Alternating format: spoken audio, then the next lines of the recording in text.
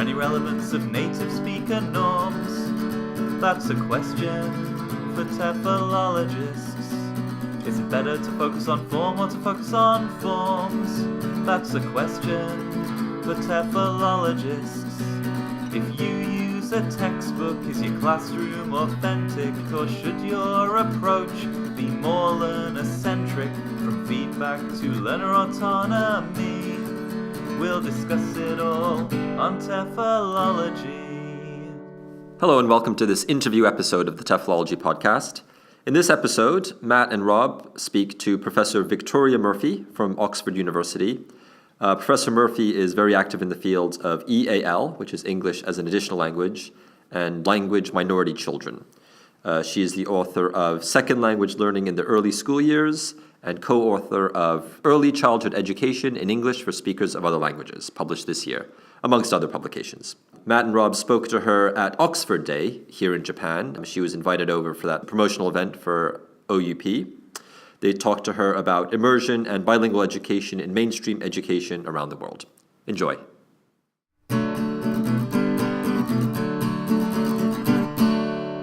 Okay, so I'm Matt. And I'm Rob. And we're joined today by Professor Victoria Murphy from the University of Oxford, who's come all the way out to Japan just for a weekend, I believe. Just about 2 days, Just barely. about 2 days. It's amazing. Yeah. So perhaps to begin today's interview, I'd like to ask what got you interested in the field of early childhood education and immersion education? I think I can't really answer that accurately. Okay. I've always been interested in language and always thought it was really cool to be able to speak more than one language. Perhaps it's because I grew up in Ottawa, Canada, which is the capital city of Canada, and because Canada has a national policy on bilingualism and Ottawa is the city where all the civil servants live, there was a lot of people who could speak both English and French. And I just, as an English child growing up in an English neighborhood with English parents, I always sort of felt left out when I saw other people being able to speak French, and I thought that was really a cool thing to be able to do. So when I had an opportunity to participate in immersion as a form of bilingual education, I volunteered and asked my parents if I could do it, which I did. And I've just always been interested in languages and did linguistics as my first undergraduate degree, and I started university and I haven't yet finished, it seems. Right, yeah. And you mentioned Canada, and Canada has quite a successful history with immersion education. And in your presentation today, you talked about its kind of spread around the world. But what kind of resistance is there to immersion education? Obviously, Canada's very accepting of it, but is there any kind of resistance or struggles in other parts of the world? Yes, there are. I think there are particular ones. One is, I think, concern about what might happen to the first language if a child is learning a second language. There are some people who believe that bilingualism, particularly when children are small, can be very confusing for them, and that they, while people tend to recognize that it's useful to be able to speak another language, there is a concern by some people that the process of learning multiple languages at the same time in young learners is a confusing cognitive activity for them. If one looks at the research literature, however, there's absolutely no evidence of that. Another major concern I think that people have is that a bilingual program or an immersion program could, as I just said, cause a learner not just confusion, but cause them to lose aspects of their first language. But one of the fundamentals of immersion programs is bilingualism, biliteracy. So not learning another language at the cost or expense of their first language, but to support both. So immersion programs, if they are implemented the way they're intended to be, should not cause that problem at all, as long as the first language is supported appropriately. And similarly, there's no evidence to suggest that it's confusing for children to learn more than one language. In Japan especially, there seems to be quite a populist belief that raising children with two languages would have those kind of problems for their L1. Is that a commonly held assumption around the world as well?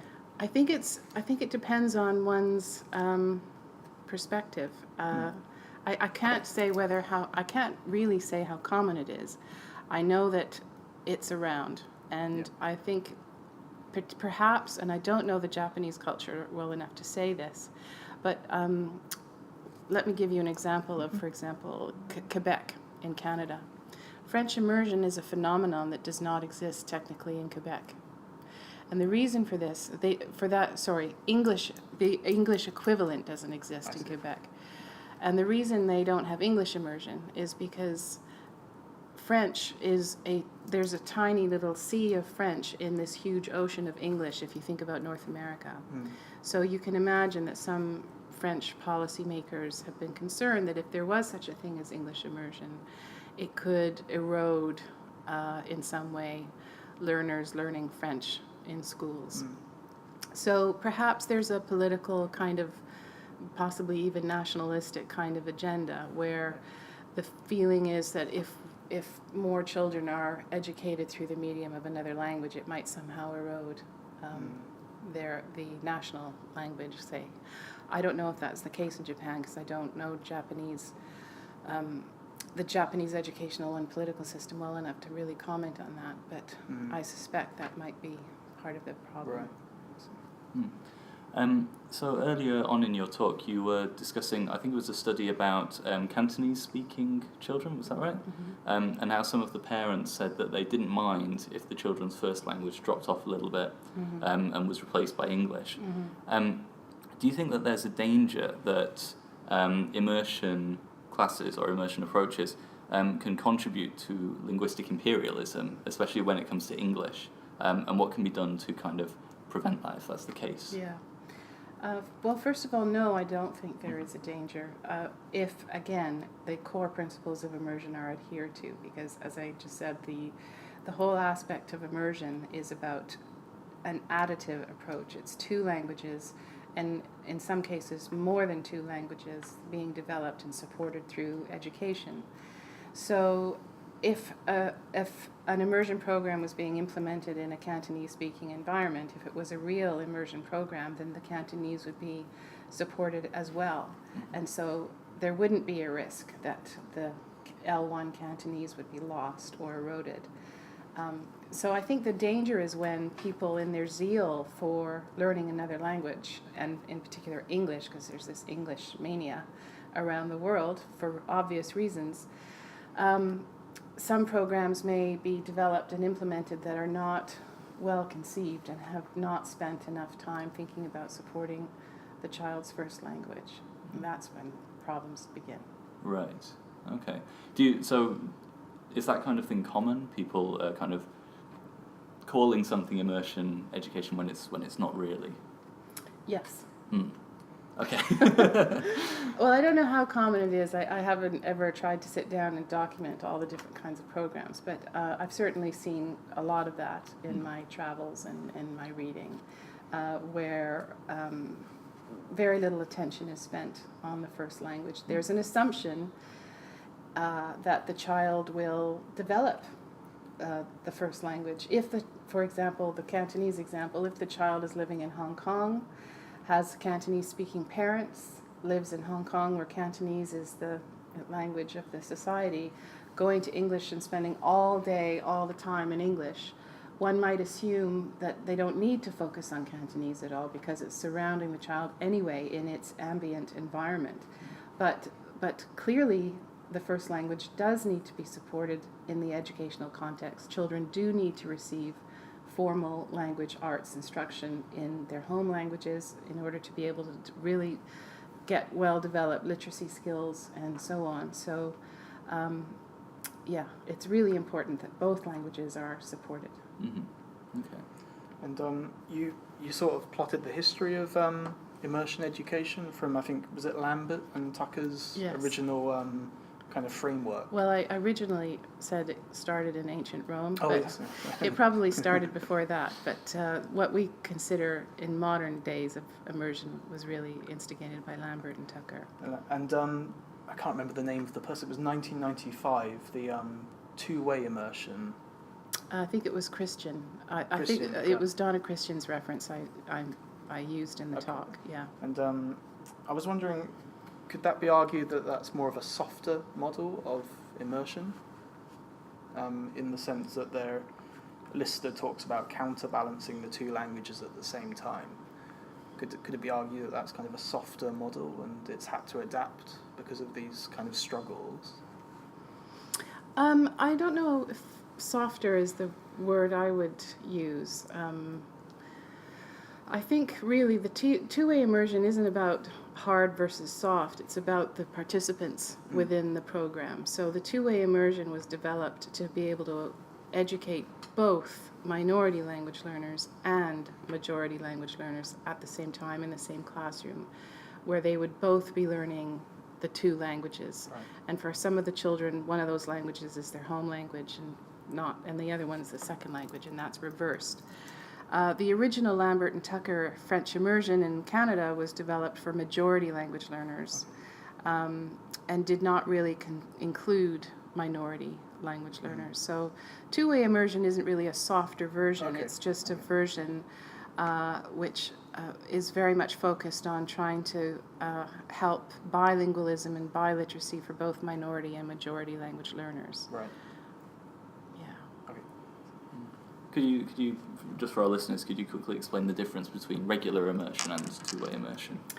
Yes. So regular immersion was developed for children who speak the majority language, but for whatever reason are learning another language. And immersion, initially developed in Montreal in the late 60s, early 70s, was for English-speaking children who were growing up in Montreal or Quebec, where French is all around them, but English, of course, is one of the major official languages of Canada.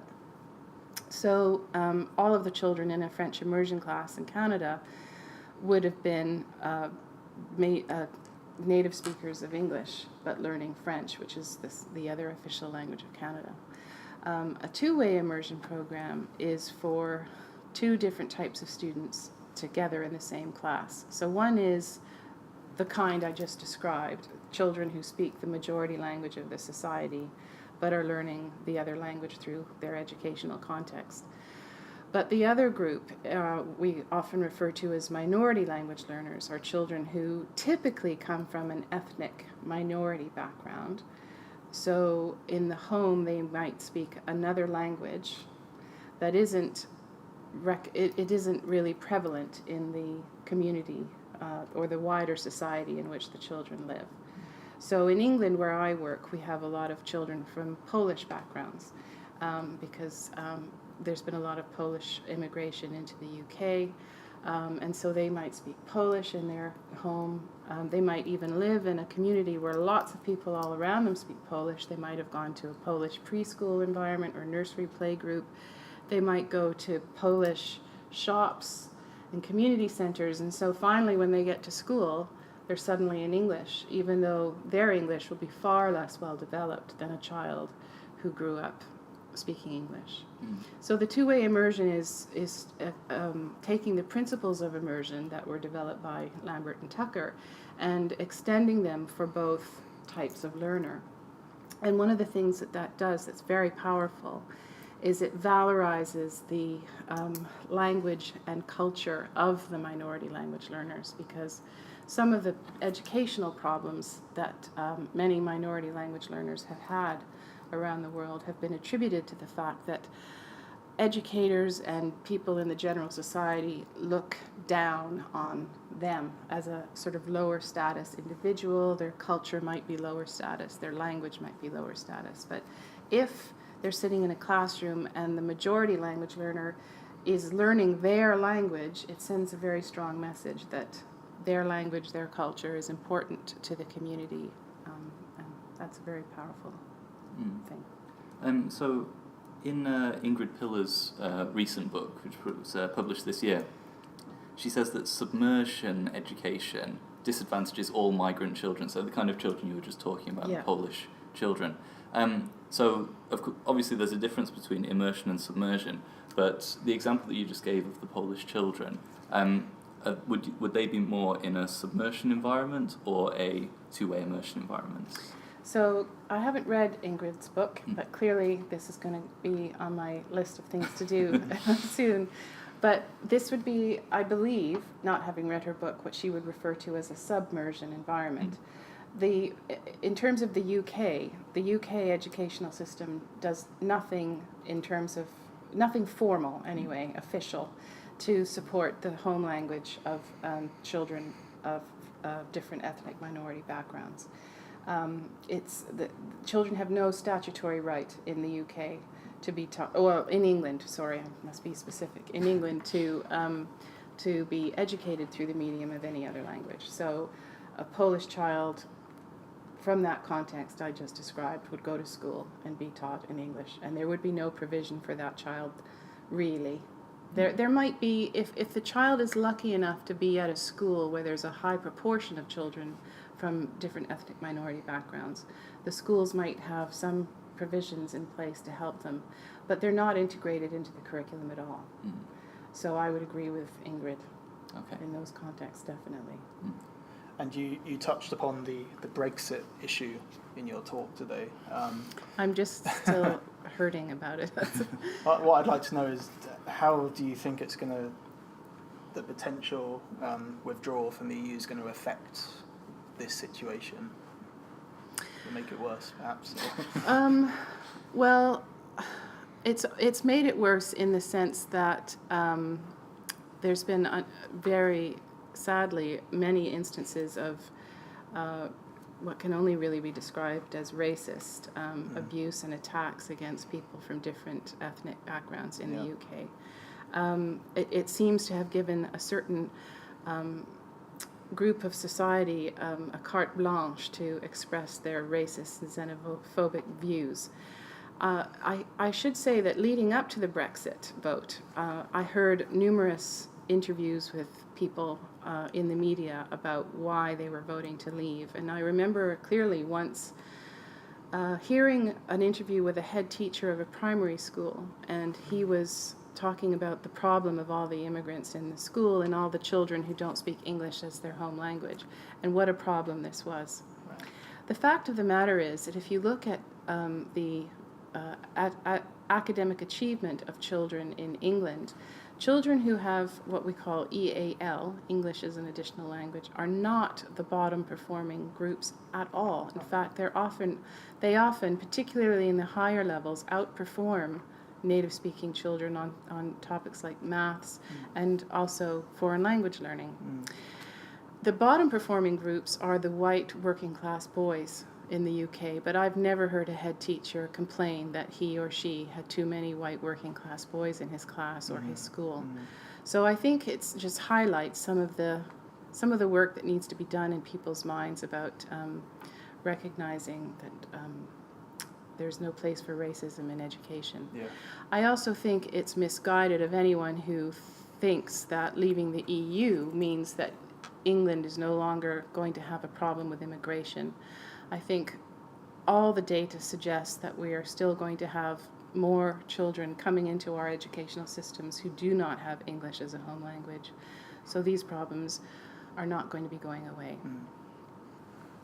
So do you think that more immersion programs in the UK would lead to perhaps better integration in society with regards to groups of immigrants, for example?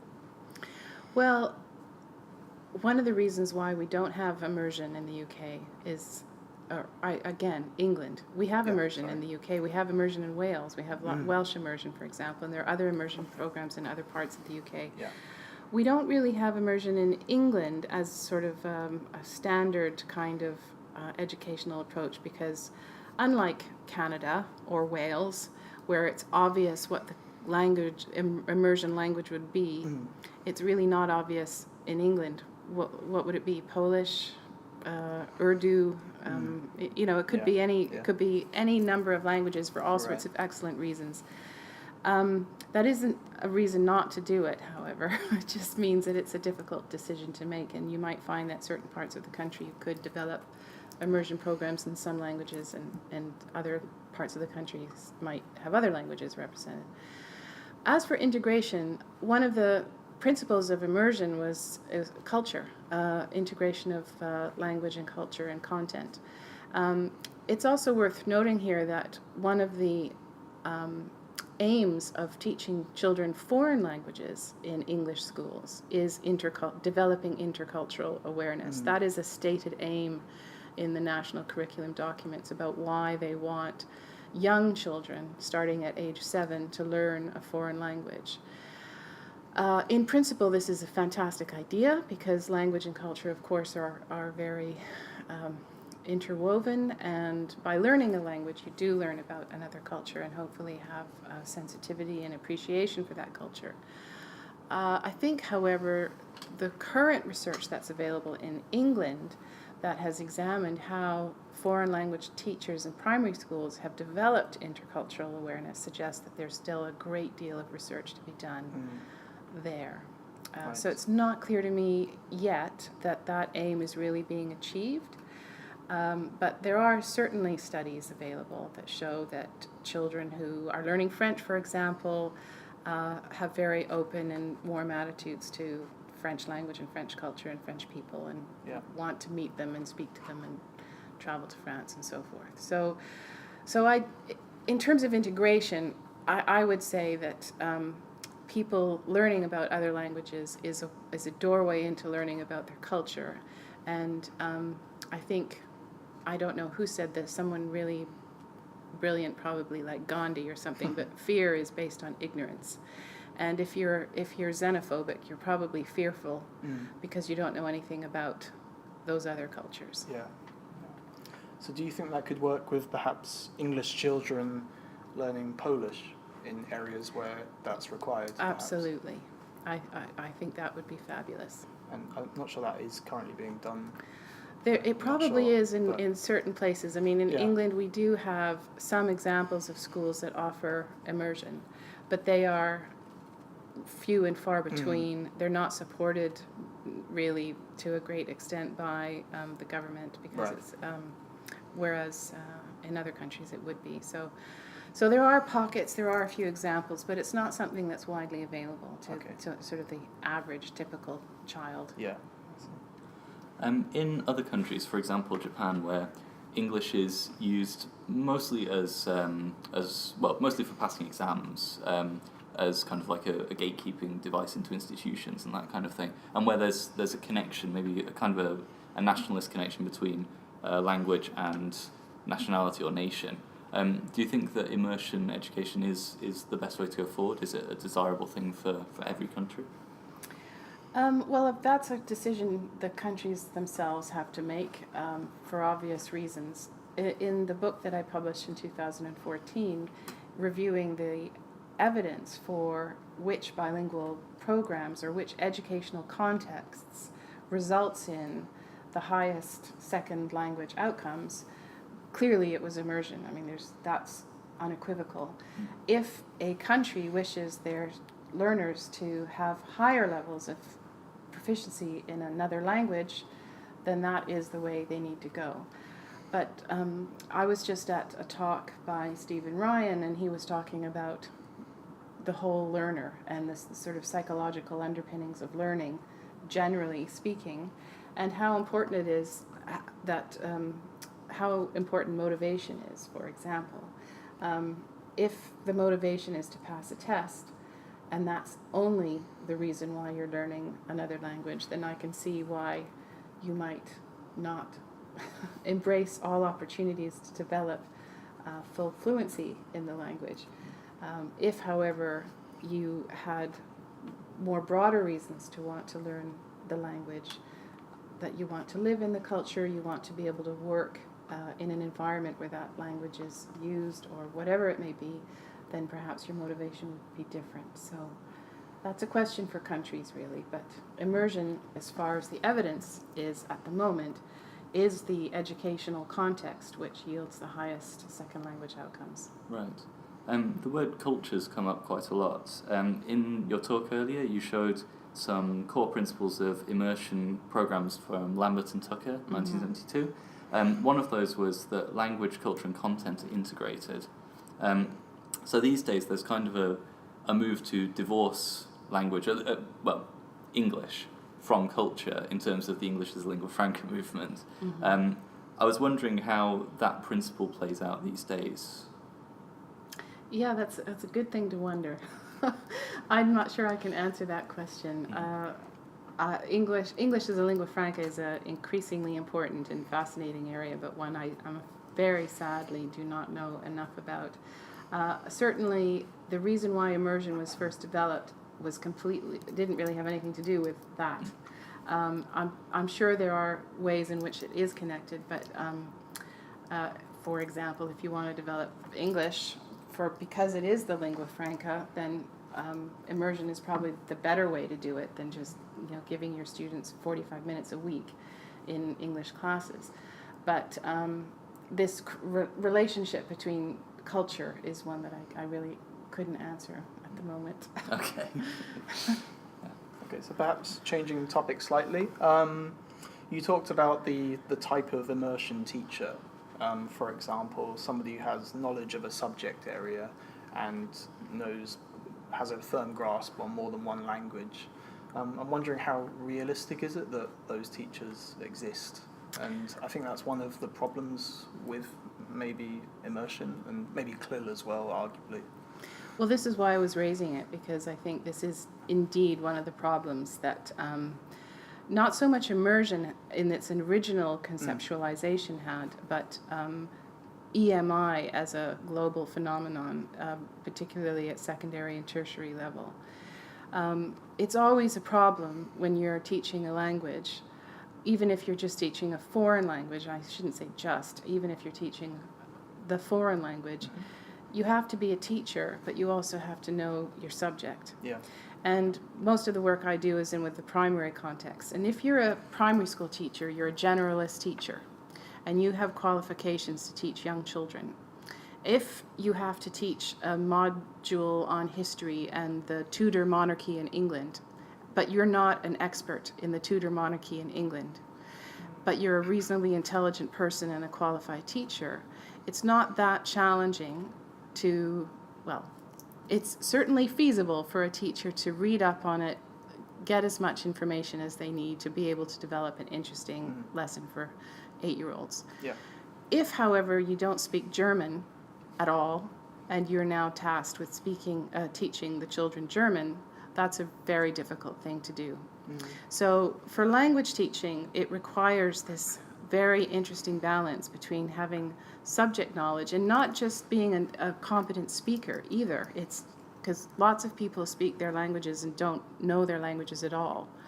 So it's having a very high level of proficiency. It's knowing the language as a system and knowing what language is like. And it's also knowing your content. Yeah. And I think we get into trouble when, for example, universities make a decision based on sociopolitical pressures that they need to become more international, and therefore they want to have undergraduate programs or graduate programs taught through the medium of English.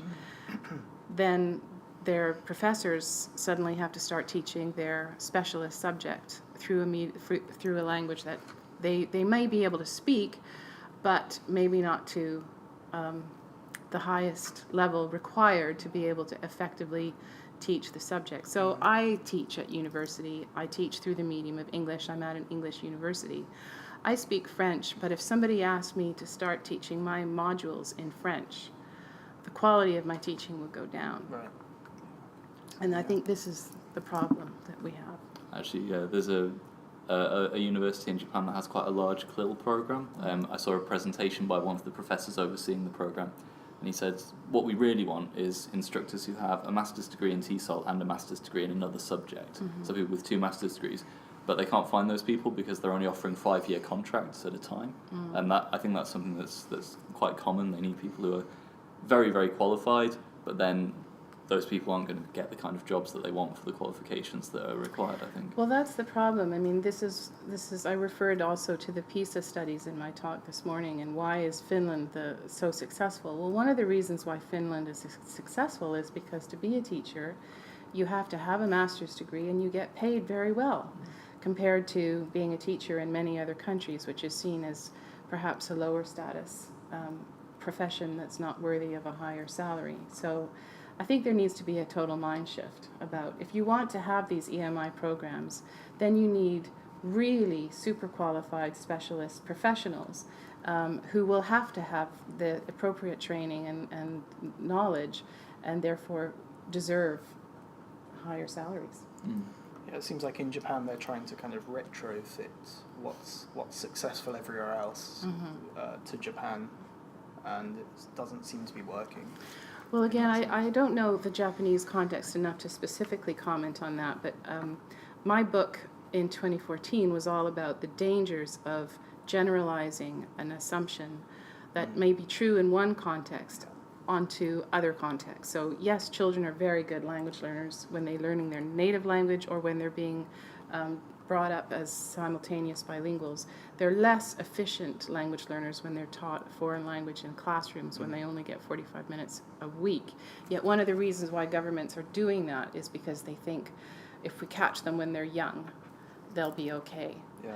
One of the reasons why I think governments like the one we have in England haven't really done anything for EAL learners is they think they're young and they'll pick it up, and I think that's dangerous. So I would think it's very dangerous to generalize something from one context and think it's going to be appropriate for, say, the EMI context in Japan. Yeah. So, again, changing topic slightly, some of your other research has looked at some of the language or linguistic trends of, you talked about L1 lag today, and I think you did a study about morphosyntax. I'm wondering what kind of elements of, I guess, developmental problems you found with immersion language students, for example. It's very Well, does that make sense? Well, I think I know what you're referring to. There's a couple of things there. The lag I referred to in the talk was simply if there can sometimes be a lag in L1 literacy if you've been in, for example, an early immersion program and you spent the first 3 years in French, and then when you get to year 4, your English as your native language, reading and writing skills might not be as good as a child who was not in immersion. Right. But the research, so that's the lag, but the research has suggested that within just about after a year of receiving those language arts classes, instruction, they catch up. So it's a lag, but they catch up. So it's not a lack of knowledge. The morphosyntactic work that we've done has really just been looking, I shouldn't say just been looking, it's been looking at cross-linguistic influence. So one of the things I find particularly interesting about studying young language learners is that their first language isn't fully developed when they are introduced to another language. Even if it was, there can still be cross-linguistic influence, but if it isn't, I think it makes it the whole situation right for the introduction of another linguistic system in the child's mind to have some kind of impact on their developing first language. And we've looked at some of those effects in morphosyntax, in Japanese and English, and we found that even though they are typologically distant languages, there is influence across morphosyntactic features in Japanese to English and vice versa, which I think is quite interesting because it suggests that these languages sort of can mutually and reciprocally support each other. Sometimes they can also inhibit and interfere with each other, but we have quite a bit of evidence that shows that it can be helpful as well. Right. Okay. Just a final couple of questions. You lead a research group called REAL, which stands for Research in English as an Additional Language at University of Oxford. I wonder if you could briefly talk about the kind of aims of the group and the work that you're doing with the group. Sure. So REAL is it brings together colleagues in my department and from a couple of other universities and my PhD students and master students who work on various topics within the context of the minority language learners we were talking about. We call them EAL in England because they have English as an additional language.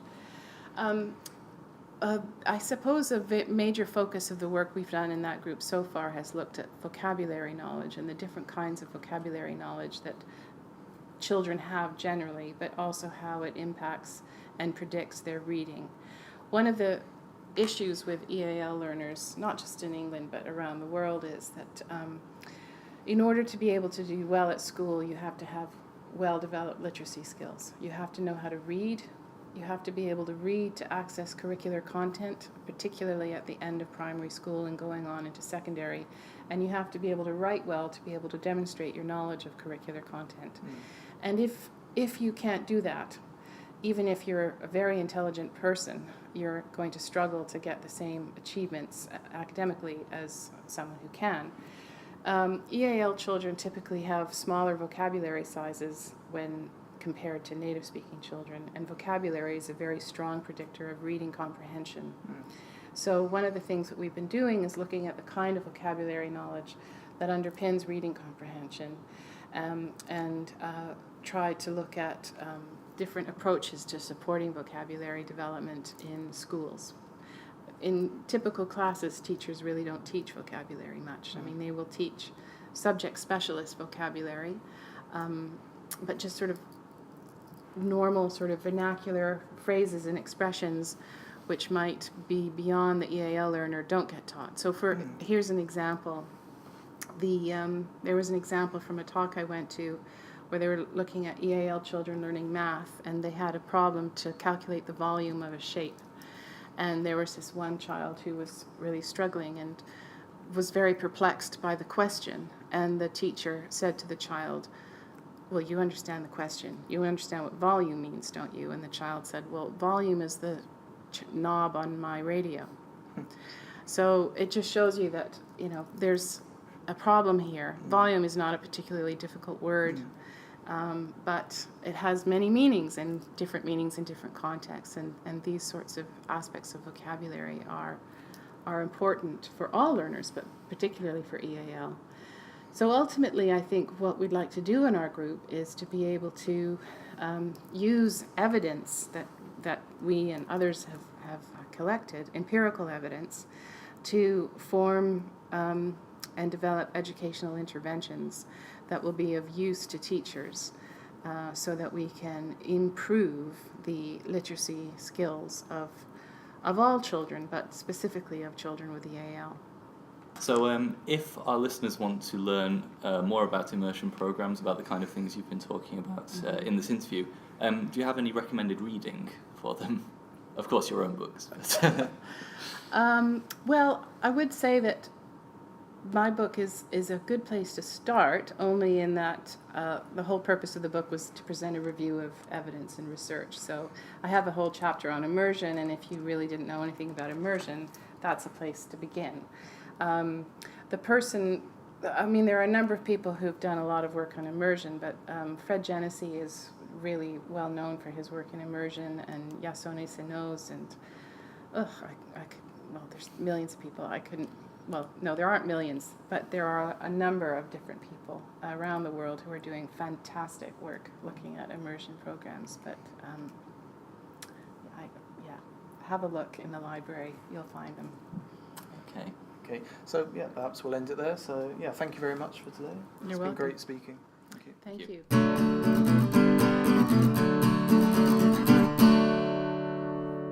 Okay, we hope you enjoyed that interview with Victoria Murphy. We'd like to thank Professor Murphy once again for talking to us. We appreciate that very much. Okay, so just a little bit of housekeeping. We'd like to let you know that we're going to announce the winners of our competition for the free digital books downloads that we mentioned in our last episode. If you want to know some more details, we still have one of the 4 books available, so please go back and listen to our Halloween episode for details of that competition. As usual, we would love to hear from you. So you can get in touch to us through TEFLology@gmail.com. You can reach us on Twitter @TEFLology, or you can go to our website, which is TEFLology-podcast.com, to listen to previous episodes. Thanks a lot, and see you next time.